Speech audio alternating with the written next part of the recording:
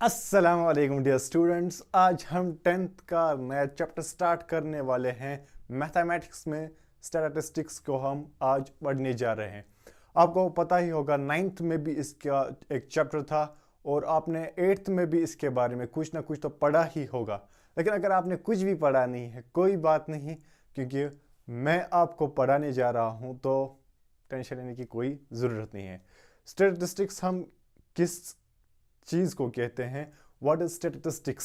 Statistics हम mathematics के उस वाले ब्रांच को कहते हैं जिसमें हम डेटा को कलेक्ट करते हैं और फिर उस डेटा को हम एनालाइज करते हैं, ऑर्गेनाइज करते हैं, एनालाइज करते हैं और इंटरप्रेट करते हैं और इस डेटा को प्रेजेंट करते हैं। मतलब कोई इंफॉर्मेशन होती है या कोई रॉ डेटा होती है, किसी चीज़ के बारे में हमें कोई मालूमात हासिल होती है, तो फिर उस मालूमात को हम डिफरेंट तरीके से ऑर्गेनाइज करते हैं। फॉर एग्जांपल मैं अगर बात करूंगा कि एक क्लास में कितने या स्कूल में कितने बॉयज़ हैं और कितने गर्ल्स हैं, ये मैंने क्या किया, एक डेटा है, टोटल नंबर ऑफ स्टूडेंट्स कितने हैं और उन स्टूडेंट्स में मैंने अलग किए बॉयज़ को और गर्ल्स को।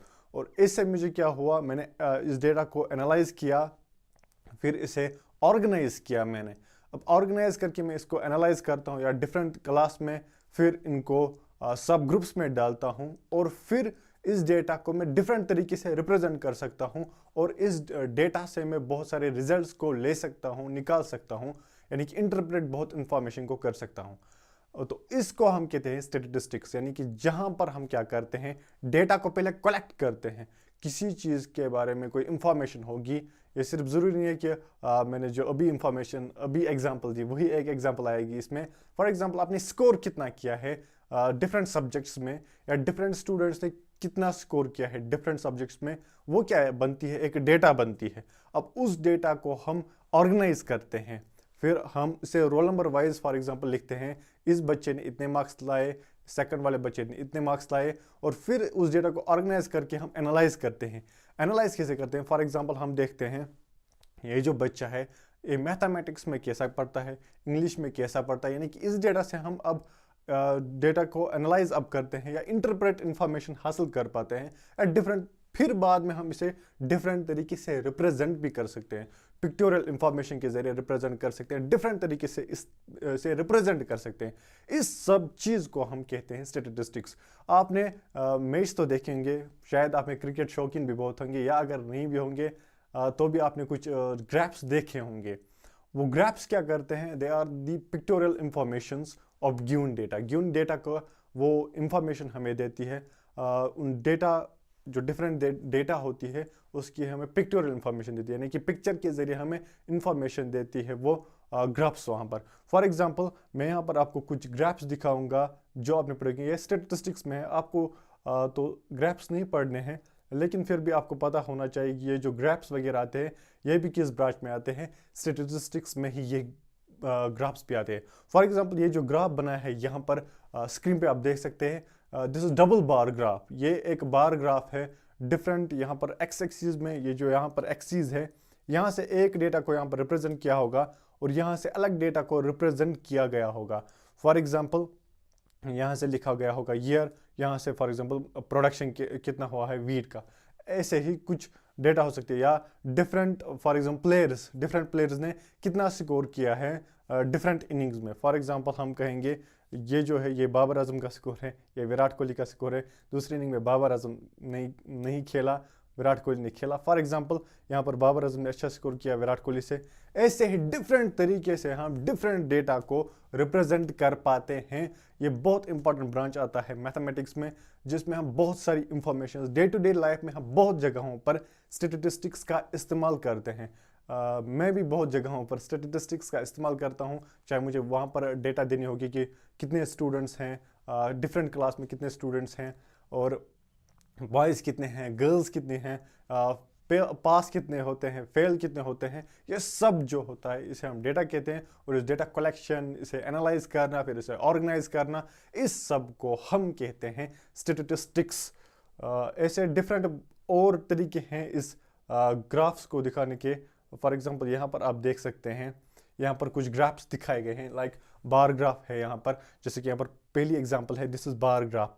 यहाँ पर बार्स हम इस्तेमाल करते हैं, ये जो यहाँ पर रेक्टेंगुलर शेप्ड जो यहाँ पर है, ये इन्हें हम बार्स कहते हैं। यानी कि बार ग्राफ के जरिए हम डिफरेंट डेटा को रिप्रेजेंट कर सकते हैं। ऐसे हिस्टोग्राम देखिए, यहाँ पर ये हिस्टोग्राम है, यहाँ पर भी हम बार्स इस्तेमाल करते हैं। इसमें क्या फ़र्क है वो आपने शायद पढ़ा होगा, लेकिन आपको यहाँ पर वो ज़्यादा नहीं पढ़ना है बार ग्राफ हिस्टोग्राफ के बारे में, लेकिन थोड़ा सा बताऊंगा आपको कि स्टैटिस्टिक्स में ये चीज़ें आती है। ऐसे सर्किल ग्राफ और पाई चार्ट आपने पढ़ा होगा, जहाँ पर हम 100% लेते हैं किसी चीज़ का और डिफरेंट देखते हैं कि डिफरेंट चीज़ों के कितने परसेंट आते हैं। फॉर एग्जांपल वैगन व्हील आपने देखा होगा, क्रिकेट मैच में ही देखा होगा, वैगन व्हील वहाँ पर दिखाया जाता है कि कहाँ से कितने स्कोर्स की एक बैट्समैन ने, कहाँ से कितने रन्स उसने बनाए हैं। फॉर एग्जांपल यहाँ से उसने 40% बना होंगे, यहाँ से 5%, यहाँ से 15%, यहाँ से 20%, यहाँ से 20%।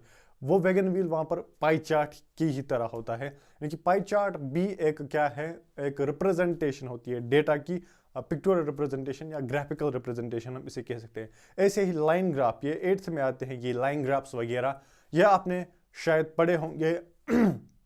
तो इस साल जो आपको स्टैटिस्टिक्स है उसमें आपको सेंट्रल टेंडेंसी के बारे में पढ़ना है। What is that central tendency? आपने 9th में पढ़ा होगा मीन, मोड और मीडियन के बारे में। इन्हें हम सेंट्रल टेंडेंसीज कहते हैं। डिफरेंट तरीके होते हैं सेंट्रल टेंडेंसी दिखाने के, यानी कि सेंटर बीच में क्या वैल्यू आता है उसके डिफरेंट तरीके हैं दिखाने के, और उसको हम सेंट्रल टेंडेंसी कहते हैं। उसमें आता है मीन, उसमें आता है मोड, उसमें आता है मीडियन। अब ये मीन, मोड, मीडियन क्या है ये तो हमें अलग अलग से पढ़ने हैं। आज हम मीन के बारे में पढ़ते हैं। What is mean? मीन हम किस चीज़, किस चिड़िया को कहते हैं? इस चिड़िया को नहीं कहते, एक सेंट्रल टेंडेंसी को कहते हैं मीन। फॉर एग्जाम्पल स्टूडेंट्स लेंगे हम, 3 स्टूडेंट्स हैं, इनका जो वेट है, इनका जो मास है वो डिफरेंट है। फॉर एग्जाम्पल एक का मास है, क्लास में 3 स्टूडेंट्स ए, बी और सी। एक का मास है फॉर एग्जाम्पल 40 kg। कितना है एक का मास? 40 kg। दूसरे का मानिए 50 kg है, और थर्ड स्टूडेंट जो है इसका मास जो है इट इज़ 60 kg। 3 स्टूडेंट्स का डिफरेंट मास है, एक 40, दूसरा 50 और 60। अब आपको पता नहीं कि एवरेज वेट कितना है इन 3 स्टूडेंट्स का, या मीन जो है इनका, इन स्टूडेंट्स का, इनका जो मास है उसका मीन कितना है, वो कितना होगा? That will be is equal to sum of observations. यानी कि याद रख लीजिएगा मीन किसके बराबर होता है? मीन हम x बार से रिप्रेजेंट करते हैं। It's equal to sum of observations. यानी कि जो भी ऑब्जर्वेशंस, इन्हें हम ऑब्जर्वेशंस कहते हैं, यानी कि जो भी डेटा में अब डिफरेंट पार्ट्स आते हैं इसके, या डिफरेंट जो हमें न्यूमेरिकल डेटा होती है उसको हम ऑब्जर्वेशंस कहते हैं। अब इन ऑब्जर्वेशंस का सम कितना होगा वो लिखेंगे यहाँ पर, sum of observations to the number of observations, या divide by number of observations. अब ऑब्जर्वेशंस कितने हैं टोटल, उससे हम डिवाइड इसे करेंगे। फॉर एग्जांपल, इसी एग्जांपल की बात करेंगे हम, तो यहाँ पर सम ऑफ ऑब्जर्वेशंस कितना आएगा? 40 + 50 + 60। वो मैं लिखूंगा 40 + 50 + 60 किलोग्राम्स डिवाइडेड बाय, अब नंबर ऑफ ऑब्जर्वेशंस कितने हैं यहाँ पर? 3, 1 2 3, 3 स्टूडेंट्स है, 3 इसका नंबर ऑफ ऑब्जर्वेशंस है। 40 + 50 + 60 कितना होता है? It's equal to 150 kilograms divided by 3। अब ये कितना आ जाएगा? 50 kg। यानी कि यहाँ पर जो मीन है इनका, एवरेज मास है इन 3 स्टूडेंट्स का, दैट इज 50 किलोग्राम। क्या यहाँ पर हमें पता चला है कि हर एक स्टूडेंट का मीन से ये चीज़ नहीं पता चलेगी कि हर एक स्टूडेंट का मास कितना है? अगर फॉर एग्जांपल हमें दिया गया होगा कि एवरेज वैल्यू है यहाँ पर इतना, मीन वैल्यू है इतना, नंबर ऑफ ऑब्जर्वेशंस नहीं दी होगी, सम ऑफ ऑब्जर्वेशंस नहीं दी होगी, वहाँ से दिया गया होगा मीन। तो उससे हम क्या ये डेटा निकाल सकते हैं कि हर एक स्टूडेंट का मास कितना होगा? वो तो नहीं पता चलेगा, लेकिन ज़्यादातर जो स्टूडेंट्स हैं उनका मास किस चीज़ के नज़दीक है ये हम इन्फर कर सकते हैं वहाँ से, ये हम इंटरप्रेट वहाँ से कर सकते हैं। ऐसे और एक एग्जांपल लेते हैं हम। फॉर एग्जांपल विराट कोहली का स्कोर लेंगे हम, विराट कोहली की लास्ट 5 इनिंग्स का स्कोर लेंगे। वो तो मुझे इस वक्त पता नहीं क्या है, एग्जांपल एज्यूम करेंगे हम यहाँ पर। विराट कोहली की लास्ट 5 इनिंग्स का स्कोर है, फॉर एग्जांपल एक में उसने की है 50 रन्स, दूसरे में उसने की है 30 रन्स, और फिर की है एक सेंचुरी, 100 ही लेंगे। फिर उसने की है फॉर एग्जांपल 60 रन्स, और फिर की है 40 रन्स। ठीक है, अब आपको यहाँ पर नंबर ऑफ रन्स तो दी है, डिफरेंट इनिंग्स में कितने की है विराट कोहली ने, तो यहाँ पर आपको निकालने हैं जो इसका एवरेज है यहाँ पर इन 5 इनिंग्स में एवरेज कितना रहा है। आपने देखा होगा जब एक प्लेयर होता है उसकी एवरेज दी होती है, वहाँ पर वो क्या होता है, मीन दिया होता है। अब वो मीन कैसे कैलकुलेट करते हैं, वो मीन हम टोटल रन्स कितने की होंगे उसके divide by total number of innings कितने ली होंगी उसने, उसी से हम कैलकुलेट कर सकते हैं। यहाँ पर भी हम वही करेंगे। टोटल रन्स कितने हैं, 50 प्लस 30 प्लस 100 प्लस 60 प्लस 40 कितना आता है, 280 कितना आता है ये, दिस इज इक्वल 280 यानी कि 280 रन उसने किए हैं कितने इनिंग्स में। Sum of observations divide by number of observations, number of observations कितनी इनिंग्स है यहाँ पर 5। तो यहाँ पर ये जो वैल्यू आएगा इसका 5 5 25, यहाँ से कैरी आउट हो गया 3 5 6 यानी कि 56 है इसका एवरेज यहाँ पर, यानी कि इसकी एवरेज जो रही है 56 रही है, वरना इसने एक मैच में 50 किए हैं, दूसरे में 30 100 60 40, लेकिन एवरेज स्कोर जो यहाँ पर इसका देखा जाए तो वो है 56। यानी कि आपको अब समझ में आया होगा मीन किसके बराबर होता है, हमें जितनी ऑब्जर्वेशंस दी होगी उनका जमा, उनका sum divide by number of observations. अब ऑब्जर्वेशंस कितनी दी होगी उससे डिवाइड करना होता है, तो जो वैल्यू निकल आता है उसे हम मीन कहते हैं। एक्स बार से हम इसको रिप्रेजेंट करते हैं। ये है ungrouped data, this is all about ungrouped data. अब और एक अनग्रुप्ड डेटा ही लेंगे हम, फॉर एग्जांपल एक अनग्रुप्ड डेटा लेंगे हम। यहाँ पर आप ध्यान रख लीजिए जो आपके मैथमेटिक्स में एग्जांपल आती है, एग्जांपल फर्स्ट आप देख सकते हैं यहाँ पर, एक मिनट शायद आप ना भी देख पाए। एग्जाम्पल फर्स्ट है यहाँ पर, the marks obtain bye students 30 students. Example first है आपकी बुक पे ही ये 30 स्टूडेंट्स के मार्क्स दिए गए हैं क्लास 10th में in of a certain school in mathematics paper consisting of 100 marks. हर एक पेपर में 100 यानी कि मैथमेटिक्स पेपर में 100 मार्क्स है। 30 स्टूडेंट्स ने क्या स्कोर किया है वो यहाँ पर रिप्रेजेंट किया गया है। यहाँ पर लिखा गया है मार्क्स ऑब्टेन्ड, वो XI से रिप्रेजेंट किया गया है। Marks obtained is represent by XI। वो यहाँ पर है 10 मार्क्स 20 मार्क्स 36 40 50 56 60 70 72 80 88 92 95। और नंबर ऑफ स्टूडेंट्स 10 मार्क्स एक ने लाए हैं, 20 मार्क्स एक स्टूडेंट ने, ऐसे 36 मार्क्स 3 स्टूडेंट्स ने, 40 मार्क्स 4 स्टूडेंट्स ने, वगैरह वगैरह। वो यहाँ पर इंफॉर्मेशन दी है।